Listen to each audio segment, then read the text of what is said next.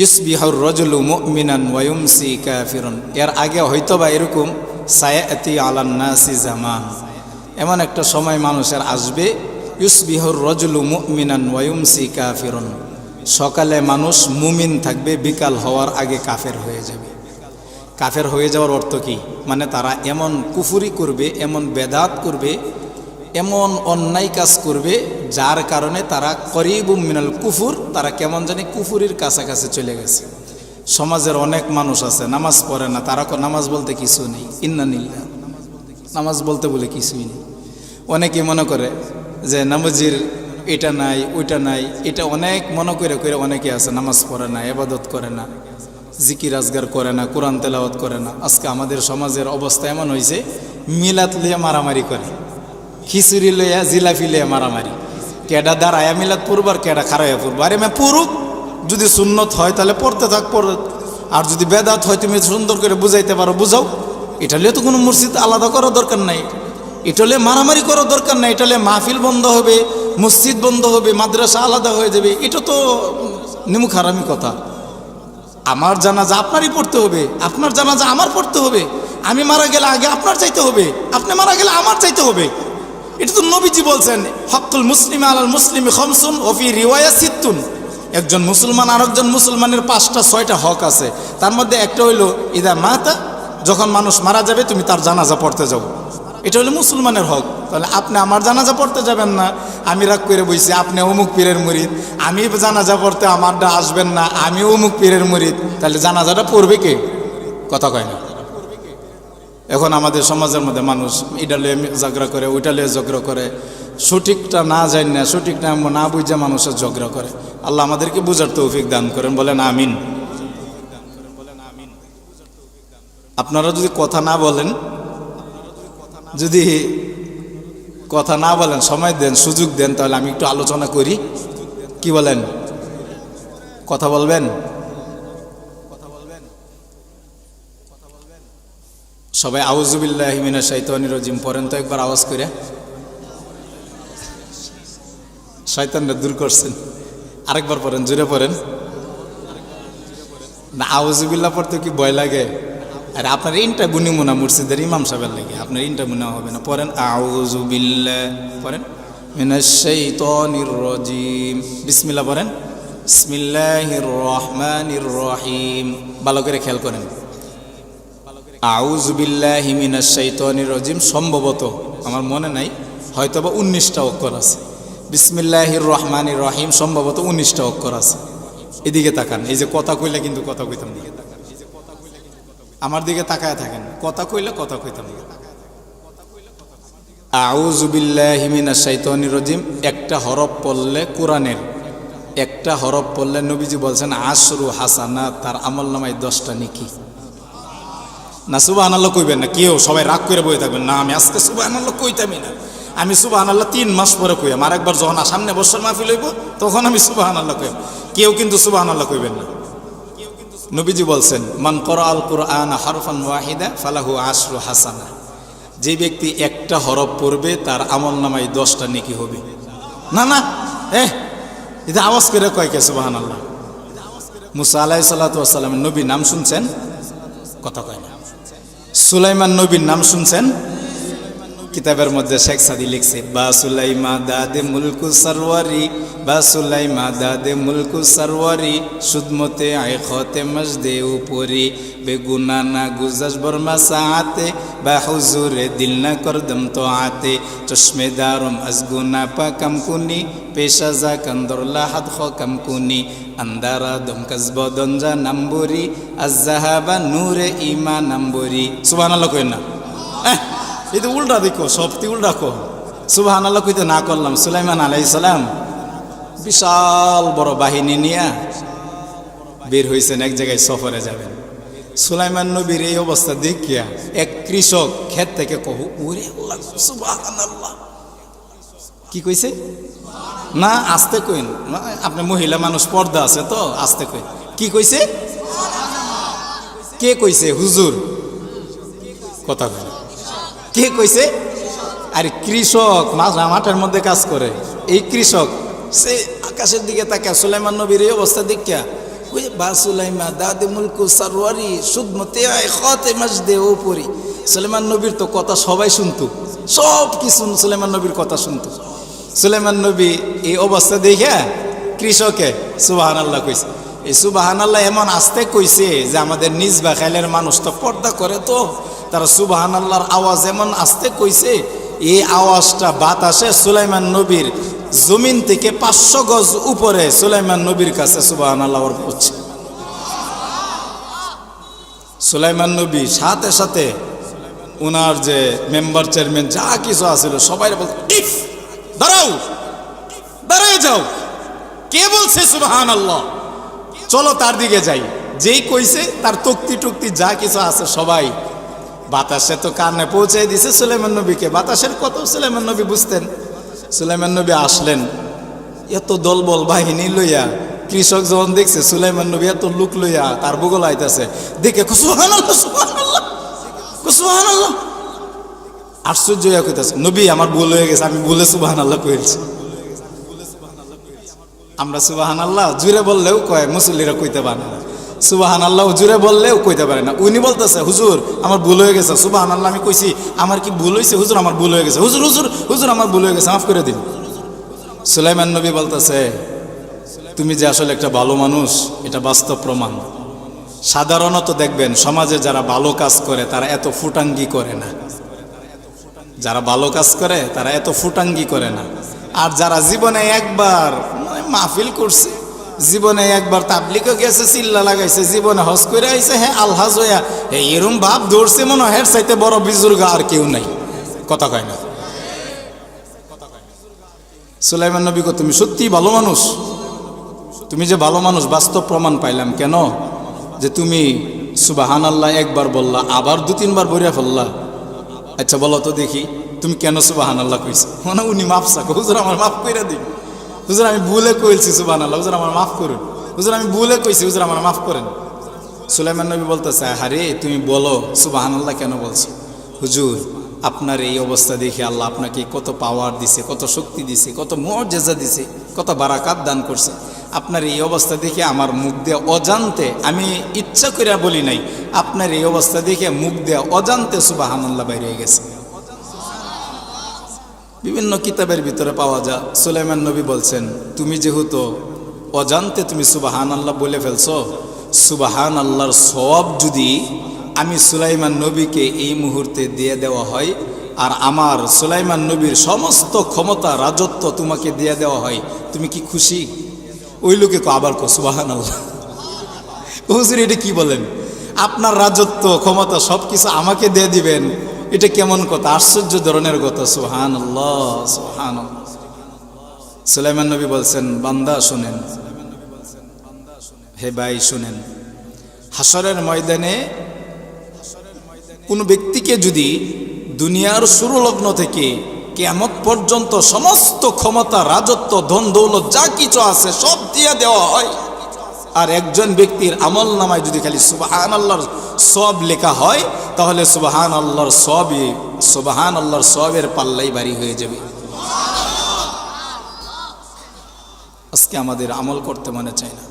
যুবকদের সত্যের সন্ধানী ইসলামী যুব সমাজের সংগঠনের উদ্যোগে আয়োজিত আমি যুবক যুবতীদেরকে আমি আমার অভিজ্ঞতার আলোকে 5টা নসিহত করি।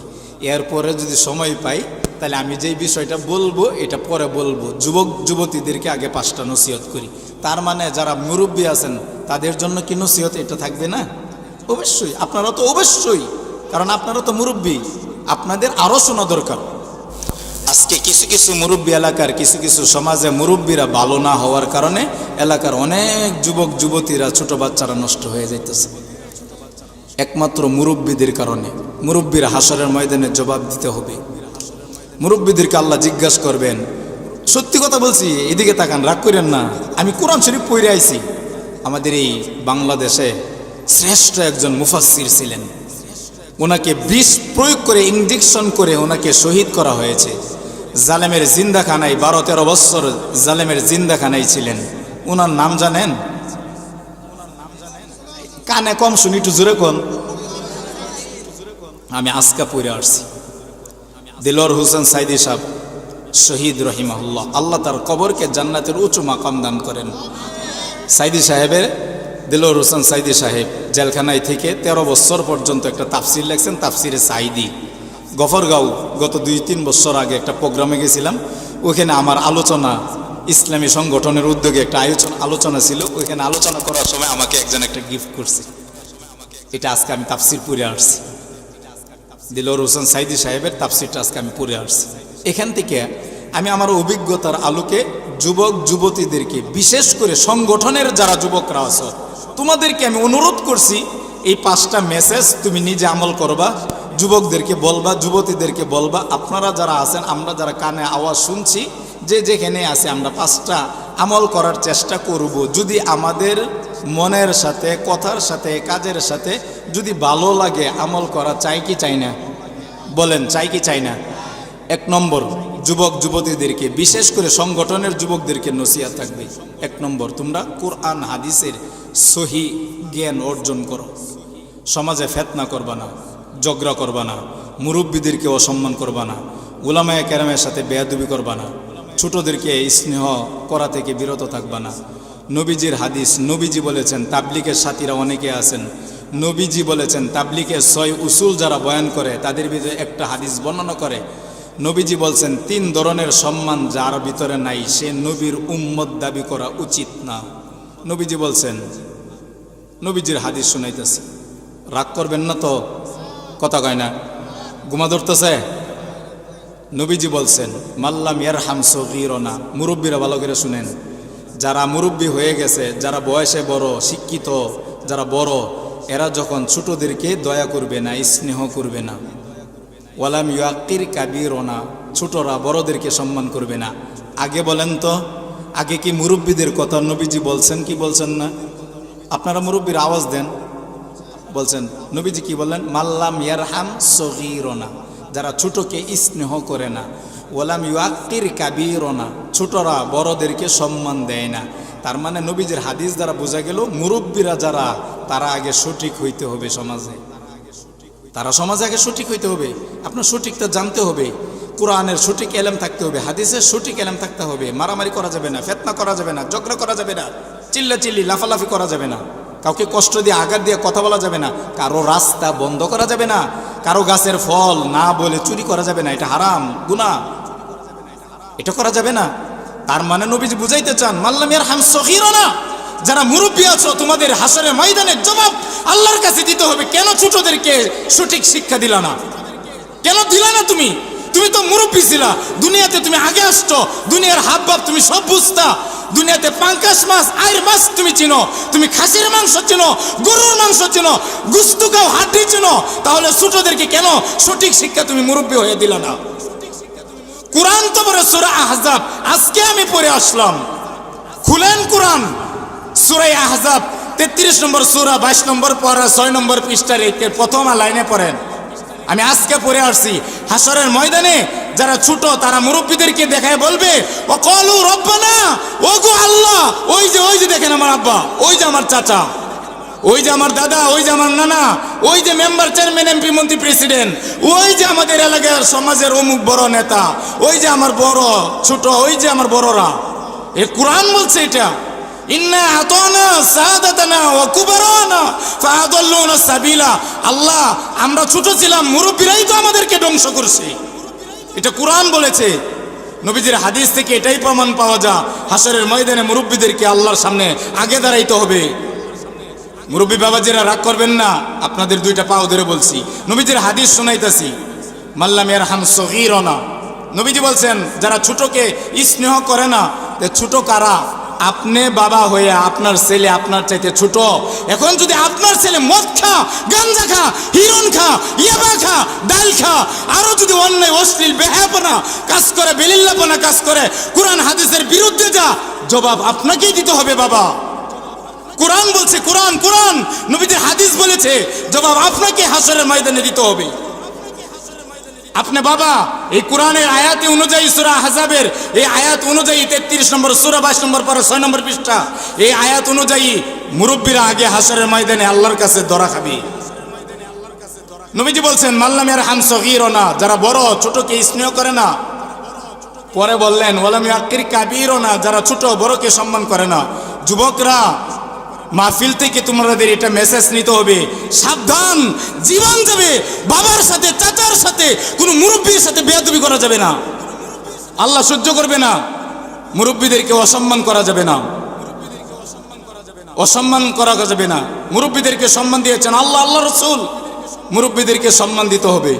ছোটদেরকেও আপনারা যারা মুরব্বী, আমরা যারা মুরব্বী, আমাদের ছোট যারা, তাদেরকে স্নেহ ভালোবাসা দিয়া লালন পালন করে সঠিকটা শিখাইতে হবে। এটা মুরব্বীদের দায়িত্ব। মাল্লাম ইয়ারহাম সগীরানা, যারা ছোটকে স্নেহ করে না, ওয়ালাম ইউআখির কাবীরানা, বড়কে সম্মান দেয় না, ওয়ালাম ইউজবির আলিমানা, আলেমের বিরোধিতা করে, আলেমকে সম্মান করে না।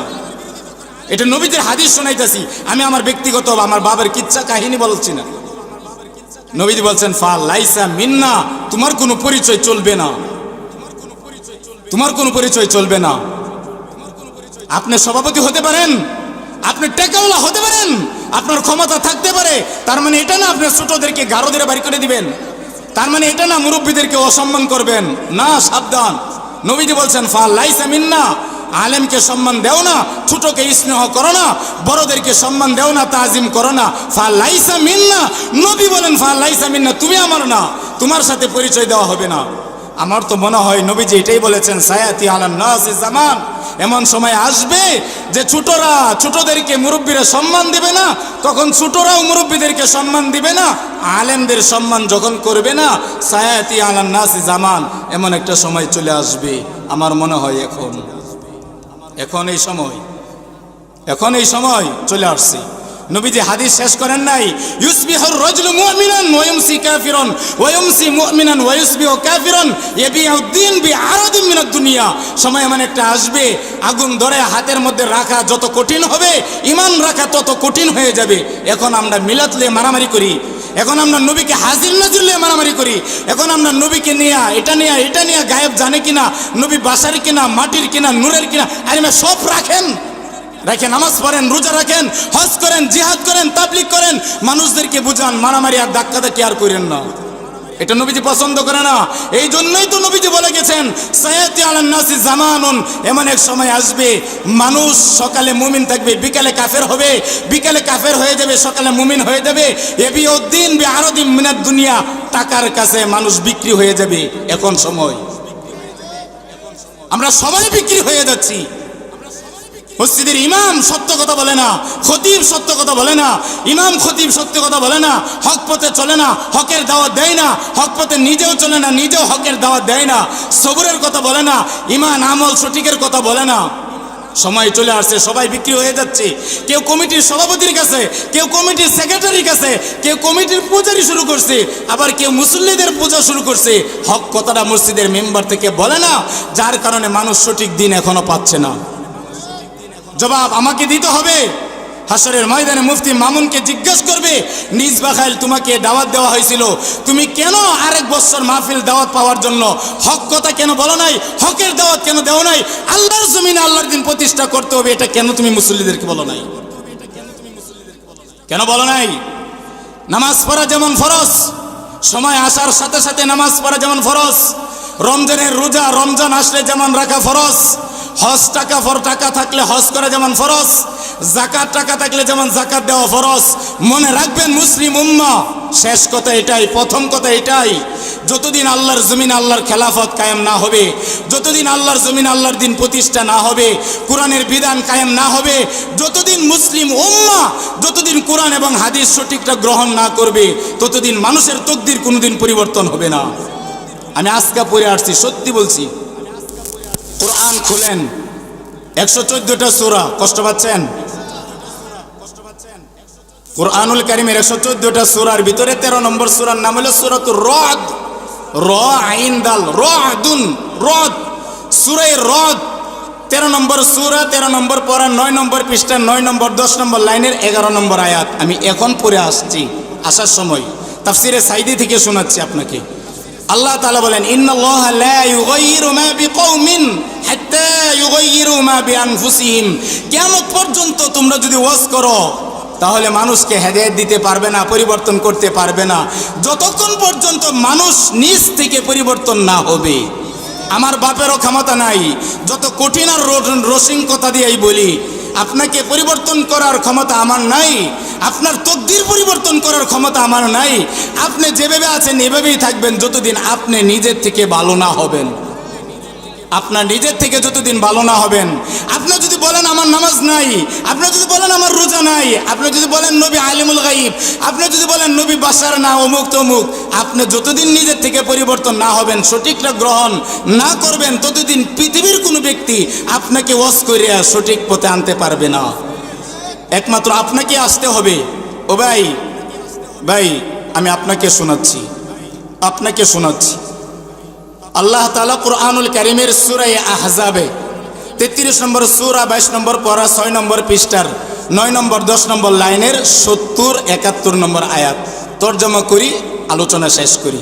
শুনেন, আল্লাহ বলেন, ইয়া আইয়ুহাল্লাযীনা আমানু, হে ঈমানদারগণ, বলেন যারা কালিমা পড়ে আল্লাহকে স্বীকার করে তারা মুমিন। বলেন তারা কি? তাহলে আমরা কি সবাই মুমিন না? বলেন আলহামদুলিল্লাহ। বলেন আলহামদুলিল্লাহ। আল্লাহ আমাদেরকে মুমিন হিসেবে বানাইছে।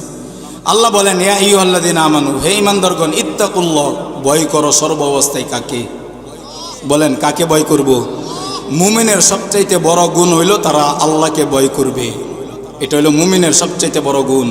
যেই মুমিনের ভিতরে আল্লাহর ভয় ঢুকবে, সে কোনোদিন কুফরি করতে পারে না, শিরিক করতে পারে না, বেদাত করতে পারে না, রুসুমত করতে পারে না, সে কোনোদিন মিথ্যা বলতে পারে না, গীবত করতে পারে না, শেকায়েত করতে পারে না, অন্যের দুশ্চর্চা করতে পারে না, অন্যকে কষ্ট দিয়ে সে কোনোদিন আরাম পাইতে পারে না। কিছু মানুষের স্বভাব কেমন জানি এমন হয়ে গেছে, চুরি করলে, ডাকাতি করলে, অন্যকে কষ্ট দিলে তার কেমন জানি ভালো লাগে। এটা কেমন জানি স্বভাব মানুষের হয়ে গেছে, এটা হয়ে গেছে। সূরা আহজাব 33 নম্বর সূরা 22 নম্বর পারা 6 নম্বর পৃষ্ঠা 9 নম্বর 10 নম্বর লাইনের 70 71 নম্বর আয়াতের একটু তর্জমাটা শুনুন, শেষ করে দিই। আল্লাহ বলেন, আল্লাহকে ভয় করো মুমিনগণ। আমরা ভয় করব কাকে? এখন আপনি যদি বলেন আমি তো নামাজ পড়ি না, রোজা রাখি না, রমজানের রোজা রাখি না, মসজিদের ইমাম সাহেবই তো ডরাই না, আল্লাহরে ডরে লাভ কি? আপনার ভিতরে ঈমান আছে? ফতোয়া দেন, আপনার ভিতরে ঈমান আছে? এখন আপনি যদি বলেন যে জীবনে নামাজ একবার পড়লেই চলে, কোরআনে আছে ওয়াবুদ রব্বাকা হাত্তা ইয়াতিয়াকাল ইয়াকিন, যতক্ষণ পর্যন্ত তোমার মৃত্যু না হবে ততক্ষণ পর্যন্ত তোমার নামাজ পড়তেই হবে। এটা কার বাণী? খুলেন আপনি 14 নম্বর পড়া, আপনার যদি বিশ্বাস না হয় 14 নম্বর পড়া আপনি খুলেন, 6 নম্বর পৃষ্ঠার একেবারে মাঝামাঝি আছে, আপনি পড়েন। আল্লাহ বলেছেন তোমার ইবাদত করতে হবে কতদিন? যতদিন না মারা যাবা ততদিন। নামাজ একবার পড়লেই চলবে। বলেন না কে? নামাজ মৃত্যু পর্যন্ত নামাজ পড়তে হবে। বড় ভাই, চাচারা, যুবক ভাইয়েরা, যতদিন তুমি নামাজ না পড়বা ততদিন তোমার তকদির কোনোদিন পরিবর্তন হবে না, তোমার ইসলাম জীবনেও হবে না। যত ওয়াজ করাওয়ার, যত ওয়াজ শুনো, তোমার নামাজ না পড়লে, ইবাদত না করলে তোমার দ্বারা কোনো সমাজের কল্যাণকামিতা আসতে পারে না, আসতে পারে না। আল্লাহ বলেছেন কুরআনুল কারীমের সূরা আহজাবের 70 71 নম্বর আয়াত, ইয়া আইয়ুহাল্লাযীনা আমানু, হে ঈমানদারগণ, ইত্তাকুল্লাহ, আল্লাহকে ভয় করো, ওয়াকুলু কওলান সাদীদা, সত্য কথা বলো। সত্য কথা বলার অর্ডার কার? বলেন আওয়াজ করে, সবাই আওয়াজ করে বলেন। কোথায় পাইছেন আপনি এটা? আপনি যদি বলেন যে সত্য কথা বলা, সত্যের দাওয়াত দেওয়া, সৎ পথে চলার কথা বলা, এটা কোথায় পাইছেন? অনেক জায়গায় আছে, তার ভিতরে 1 নম্বর জায়গা হইল সূরা আসর। পড়েন ওয়াতাওয়াসাউ বিল হক, যারা সৎ পথে চলে, সৎ পথে চলার পরামর্শ দেয়, তারা দুনিয়াতে ভালো মানুষ। এটা আল্লাহর বাণী। ভাইরা আমার, যারা সৎ পথে চলে, সৎ কথা বলে, সত্য পথের দাওয়াত দেয়, তারা পৃথিবীর কারো কাছে প্রিয় না হতে পারলেও কার কাছে প্রিয়? বলেন কার কাছে প্রিয়? ইয়া আইয়ুহাল্লাযীনা আমানুত্তাকুল্লাহ, ঈমানদারগণ, আল্লাহকে ভয় করো, ওয়াকুলু কওলান সাদীদা, সত্য কথা বলো। সত্য কথা বলা আমার আগে আলোচনা করছেন অনেকেই। নবীজি বলছেন আসিদকু ইউনজি, সত্য কথা বললে তোমাকে মুক্তি দিবে। নবীজির কথা 100% সত্য। দুনিয়াতেও মুক্তি দিবে, আখিরাতেও মুক্তি দিবে। ওয়াল কিযবু ইউহলিক, মিথ্যা বলবা আজ না হয় কাল ধ্বংস তুমি হবেই হবে। সত্য তোমাকে মুক্তি দিবে। কওলান সাদীদা, সত্য কথা বলো। যদি বলো আমি কি করবো? আল্লাহ ইউসলিহ লাকুম আমালাকুম, ওনাদেরকে জিজ্ঞাসা করেন আমালাকুম, তোমরা যদি সত্য কথা বলো তোমাদের আমলগুলাকে আমি সংশোধন করে দিব। সুবহানাল্লাহ। আজকে আমরা মেম্বার থেকে সত্য কথা বলি না, আজকে আমরা মেম্বার থেকে সত্য কথার আওয়াজ দিতে পারি না। যে আল্লাহর জমিনে আল্লাহর দিন প্রতিষ্ঠার জন্য জিহাদ নামক আজিমুস শান বাতিলের বিরুদ্ধে লড়ার জন্য যখন মুসলিম উম্মাহকে দাওয়াত দেওয়া হয় তখন তারা দলাদলি শুরু করে দেয়। মনে রাখবেন, তকদির ততক্ষণ পরিবর্তন হবেন না। সূরা রদ 13 নম্বর পড়া, 13 নম্বর সূরা 13 নম্বর পড়া, 9 নম্বর পৃষ্ঠা, 9 নম্বর 10 নম্বর লাইনের 11 নম্বর আয়াত। আমি পরিবর্তন নিজে থেকে না হইলে আমাকে কেউ পরিবর্তন করতে পারবে না। সূরা আহজাব 33 নম্বর সূরা 22 নম্বর পড়া, 6 নম্বর পৃষ্ঠা, 9 নম্বর 10 নম্বর লাইনের 70 71 নম্বর আয়াত। তুমি যদি সত্য কথা বলো, আল্লাহকে ভয় করো, ইউসলিহ লাকুম আমালাকুম, গুলাকে সঠিক করে দিব। পরে আল্লাহ বলেন ওয়াগফির লাকুম যুনুবাকুম, তোমাদের জীবনের গুনাহ মাফ করব। সুবহানাল্লাহ। আস্তে বলেন, আস্তে বলেন। না না, আপনারা পর্দা করেন তো। সুবহানাল্লাহ আস্তে কোন, জুড়ে বলেন সুবহানাল্লাহ। ভাই, মুমিনদের সবচাইতে বড় চাওয়া পাওয়া আল্লাহর কাছে হইল আল্লাহ আমাকে মাফ করে দেওয়া। এর চাইতে বড় চাওয়া পাওয়া আছে? আমি যদি সত্য কথা বলি, সৎ পথের দাওয়াত দিই। দেখেন তো সূরা আসরের তরজমাটা, ওয়াল আসর, সবাই তো পারেন। ওয়াল আসর, আল্লামা দেলোয়ার হোসেন সাইদি হাফিজাহুল্লাহ রহিমাহুল্লাহ, শহীদ রহিমাহুল্লাহ, কি সুন্দর ব্যাখ্যা জেলখানায় থেকে থেকে করেছেন। আমরা তো কপাল পোড়া মুসলমান, কোরআন পড়তেও জানি না, পড়িও না। সাইদি সাহেব রহিমাহুল্লাহ লিখেছেন তরজমা, ওয়াল আসর, যুগের কসম, ওয়াল আসর, সময়ের কসম, ওয়াল আসর, আসরের সময়ের কসম। আল্লাহ কসম যেটা খান, এর পরবর্তীতে যেই জিনিসটা বলবেন এটা অনেক গুরুত্বপূর্ণ বোঝানোর জন্য আল্লাহ কসম খান। আল্লাহ বলেন ওয়াল আসর, যুগের কসম, সময়ের কসম, আসরের কসম, ইন্নাল ইনসানা লাফি খুসর, 4 শ্রেণীর মানুষ তারা সবাই বিপদের মধ্যে আছে, ক্ষতিগ্রস্তের ভিতরে আছে। ইল্লাল্লাযীনা আমানু, যারা সঠিক ঈমান এনেছে, যারা ঈমান এনেছে, কুফর মুক্ত, শিরিক মুক্ত, বেদাত মুক্ত, রুসুমাত মুক্ত যারা ঈমান এনেছে। আপনি সূরা আসরের তরজমা পড়েন, পাইবেন। যে কোনো তাফসীরের কিতাব পড়েন, পাবেন। যারা ঈমান এনেছে, ওয়া আমিলুস সলিহাত, নেক আমল করে, অহংকার মুক্ত, বিগয়রি কিবরিন, অহংকার মুক্ত নেক আমল করে। 1 নম্বর ওয়াল আসর, ক্ষতিগ্রস্ত মানুষ সবাই 4 শ্রেণীর লোক ছাড়া। 1 ইল্লাল্লাযীনা আমানু, যারা ঈমান আনছে, বেদাত মুক্ত, শিরিক মুক্ত, কুফর মুক্ত, রুসুমাত মুক্ত যারা ঈমান আনছে। 2 ওয়াল আমিলুস সলিহাত, যারা নেক আমল করে, অহংকার মুক্ত হয়ে নেক আমল করে।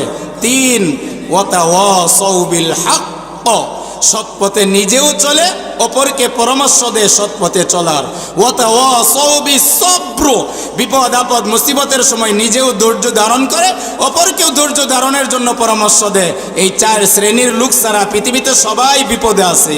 আপনি যদি বিপদ থেকে মুক্ত হতে চান, এই 4 শ্রেণীর অন্তর্ভুক্ত হতে হবে। আল্লামা সাইদি রহিমাহুল্লাহ তাফসিরে লেখছেন, এই 4টা কাজ করার জন্য প্রথম 1 নম্বর শর্ত হইল আমার ঈমান, আমল, হক পথে চলা, ধৈর্য ধারণ করা। এটা তখন হবে, সময় তখনই হবে যখন বাংলার জমিনে, কোনো জমিনে আল্লাহর দিন প্রতিষ্ঠিত থাকবে। কোনো জমিনে, কোনো এলাকায়, কোনো রাষ্ট্রে, কোনো দোকানে, কোনো বাজারে, ঘাটে, হাটে, সর্ব জায়গায় যখন আল্লাহর জমিনে আল্লাহর খেলাফত কায়েম হবে, তখন মানুষ এই 4টা আমল করতে পারবে। আর না হয় মানুষ আমল করতে পারবে না।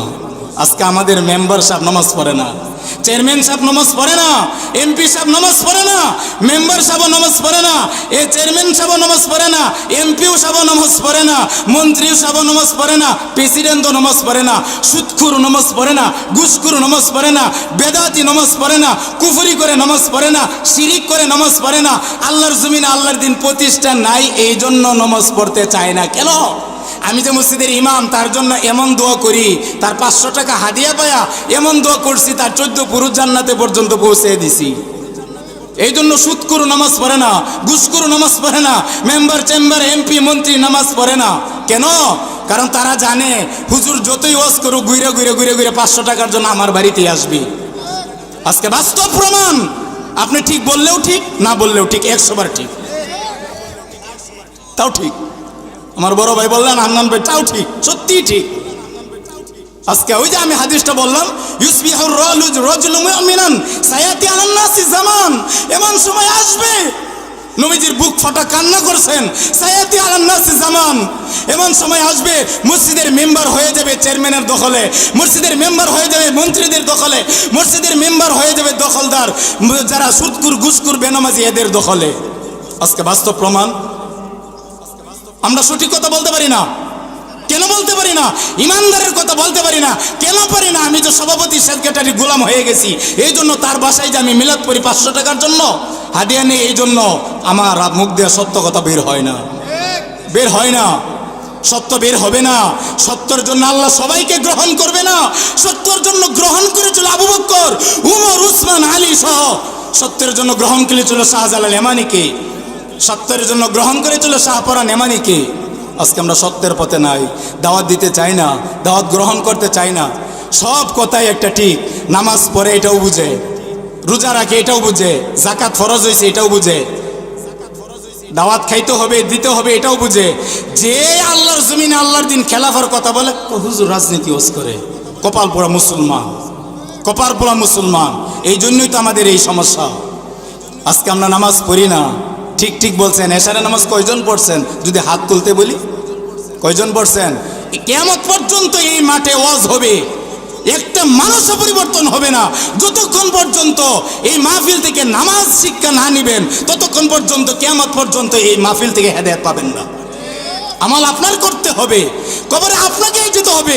কোনো নাস্তিক, মুরতাদ, বেঈমান, অমুসলিম, কাফের, ইহুদিদের দালাল যদি এই কথা বলে নামাজ লাগবে না, রোজা রাখবে না, আল্লাহর জমিনে আল্লাহর দিন খেলাফত কায়েম লাগবে না, মুল্লা বুলবি লাগবে না, মসজিদ লাগবে না, নবীর ভালোবাসা লাগবে না, ওই নাস্তিকের ঠাঁই বাংলার জমিনে হওয়া উচিত না, উচিত না। চিল্লায় বলেন ঠিক কিনা? নারে তাকবীর, জোরে বলেন নারে তাকবীর, নারে তাকবীর। ইমান আনতে পারবেন না, ইমান আইনে আমল করতে পারবেন না, সৎ পথে চলতে পারবেন না যতদিন আল্লাহর জমিন আল্লাহর দিন খেলাফত কায়েম না হবে। এই জন্য আমি আমার অনুরোধ করছি, শেষ কথা বলছি, আমার আলোচনার বিষয় এটাই ছিল, হকের দাওয়াত দেওয়া। আলু এটা যেমন অন্ধকারের লগে একসাথে থাকতে পারে না, যারা নবীজির কালিমার দাওয়াত দিবে, কালিমা পড়ছে, জীবনে একবার যে ব্যক্তি কালিমা পড়ছে তারা কোনোদিন বাতিলের সাথে আপোষ করতে পারেন না, না না। যদি বাতিলের সাথে কেউ আপোষ করে, আমি বলছি, আমাকে যদি দেখেন পুরাবাড়ি বাজারের মসজিদের ইমাম সুদখুরের জন্য মন খুলে দোয়া করছে, হাসছে, তার বাড়িতে দাওয়াত খাচ্ছে, ওই দিন আমার মতন ইমামকে বয়কট করা উচিত। আজকে আমাদের সমাজ নষ্টের মূল কারণ হইল আমরা হক কথা বলি না, হকের দাওয়াত দেই না। আমরা কমিটির পূজারি করতে পছন্দ করি, সুদখুরের পূজারি করতে পছন্দ করি, নেতাদের পূজারি করতে পছন্দ করি। আল্লাহর জমিনে আল্লাহর দিন খেলাফত কায়েম করতে হবে, এই তামান্না আমাদের রাস্তা নাই। শেষ বুঝলেন কিনা জানি না, আবু হুরায়রা রাদিয়াল্লাহু তাআলা আনহু হাদিস শেষ করে বিদায় নিচ্ছি। কষ্ট পাইছেন? আমাকে মাফ করে দিয়েন। নবীজির হাদিস শোনাইছি। আবু হুরায়রা বলেন, কেরানীবাড়ি মাদ্রাসায় শোনাইছিলাম। আবু হুরায়রা রাদিয়াল্লাহু তাআলা আনহু বলেন, আন আবি হুরায়রা রাদিয়াল্লাহু তাআলা আনহু আন্নাহু ক্বাল ক্বালা আন-নবী সাল্লাল্লাহু আলাইহি ওয়াসাল্লাম। আবু হুরায়রা রাদিয়াল্লাহু তাআলা আনহু হাদিস নকল করেন আল্লাহ রাসূল থেকে। নবীজি বলছেন, ভালো করে খেয়াল করেন, শেষ। নবীজি বলছেন, মান মাতা ওয়া লাম ইয়াগজু, কোন ব্যক্তি নামাজ, রোজা, হজ, যাকাত, জিকির, কোরআন তেলাওয়াত, দাওয়াত, তাবলীগ সব কাজ করতে করতে করতে করতে এমন অবস্থায় মারা গেছে, মান মাতা, এমন অবস্থায় মারা গেছে, তার সব ইবাদত ঠিক আছে, জিকির ঠিক আছে, দাওয়াত ঠিক আছে, তাবলীগ ঠিক আছে, সব ইবাদত ঠিক আছে, মান মাতা ওয়া লাম ইয়াগজু, কিন্তু জীবনে কোনোদিন মনে এই কথা আসে নাই যে বাতিলের বিরুদ্ধে জিহাদ করতে হবে। মনের মধ্যে কোনোদিন আসে নাই আল্লাহর জমিনে আল্লাহর খেলাফত কায়েম করতে হবে, কোরআনের হুকুম শাসন কায়েম হোক, এটা কোনোদিন চায় নাই। আমি আপনাকে বলছি, এদিকে তাকান, ঘুমায়েন না। এতক্ষণ যাওয়াজ করছি, ভুলে যান, মনে না রাখেন, আফসোস নাই, এটা মনে রাখেন, ইন্নামাল আমালু বিল খাওয়াতিম, শেষ আমলে হাসরের ময়দানে নির্ভর করবে আপনার শেষ আমলের কথা বলছি। আবু হুরায়রার হাদিস শোনাইছি।